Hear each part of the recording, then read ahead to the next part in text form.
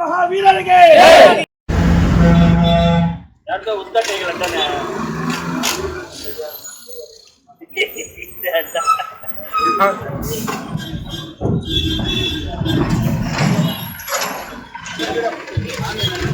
ಭಾರತ ದೀಪ ಅಂಬೇಡ್ಕರ ನಿಮಗೆ ಜೈಕರ ಎಷ್ಟಾಯ್ತು ಅಜಯನ್ನು ಬೆಳೆದ ಮುಖಗಳಿಗೆ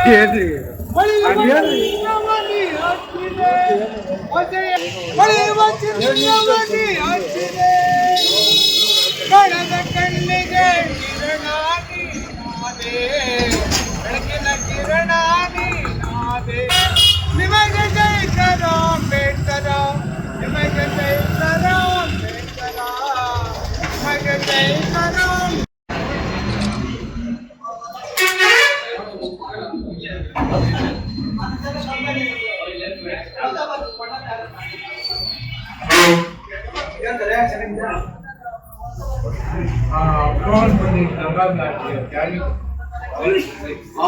सब आप बड़ा बड़ा बड़े कर बना और इनको रेडी है ना जो ओके ना ये तो फोटो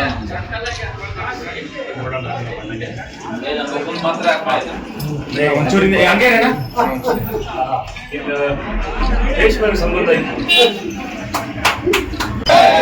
बाबा साहब अंबेडकर ಅವರಿಗೆ ಮಹಾಯೋಧರಿಗೆ ಮಹಾಯೋಧರಿಗೆ ಒರೇಗಾಂವ್ ಮಹಾಯೋಧರಿಗೆ ಬಾಬಾ ಸಾಹೇಬ್ ಅಂಬೇಡ್ಕರ್ ಅವರಿಗೆ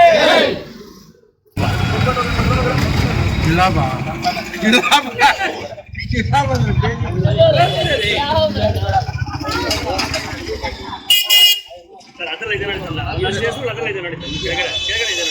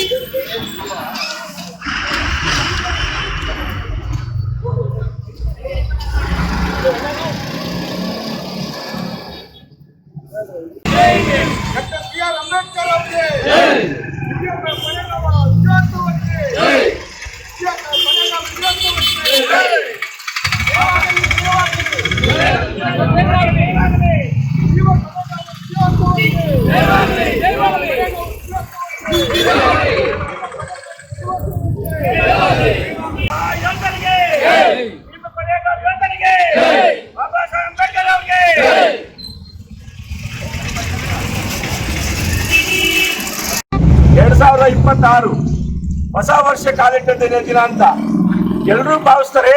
ಏನು ಉಗಾದಿ ಹಬ್ಬ ಬರಬೇಕು, ಸಂಕ್ರಾಂತಿ ಹಬ್ಬ ಬರಬೇಕು ಹೊಸ ವರ್ಷಕ್ಕೆ ಅಂತ ಎಲ್ಲ ಭಾವನೆ ಹಿಂದೂ ಸಂಪ್ರದಾಯ ಪ್ರಕಾರ.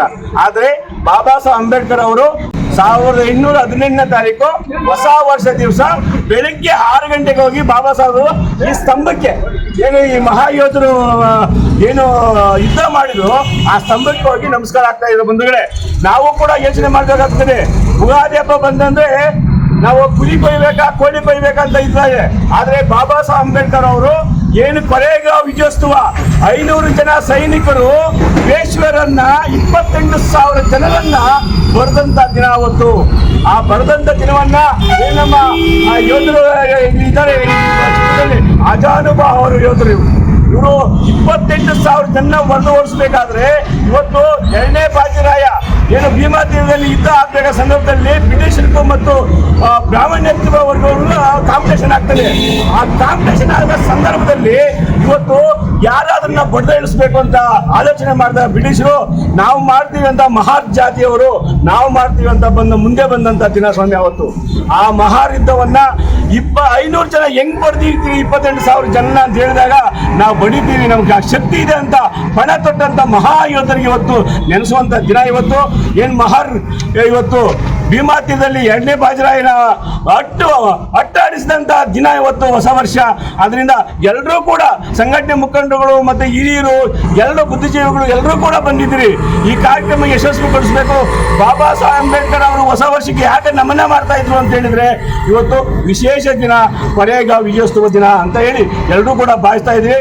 ಆದ್ದರಿಂದ ಕರ್ನಾಟಕ ದಲಿತ ಸಿಂಹ ಸೇನೆ ವತಿಯಿಂದ ವರ್ಷ ಕೂಡ ನಾವು ಆಚರಣೆ ಮಾಡ್ಕೊಂಡು ಬರ್ತಾ ಇದ್ದೀವಿ ಬಂಧುಗಳೇ. ಇವತ್ತು ಹೊಸ ವರ್ಷ ಯಾಕೆ ಆಚರಣೆ ಮಾಡ್ತಾ ಇದ್ದೀವಿ ಅಂದ್ರೆ ಇದೊಂದು ಮಾದರಿ ಅಂತ ಹೇಳ್ಬಿಟ್ಟು ಎಲ್ಲರೂ ಕೂಡ ಮುಖಂಡರನ್ನು ಕರೆಸಿ ಇವತ್ತು ನಾವು ಇದು ಮಾಡ್ತಾ ಇದ್ದೀವಿ.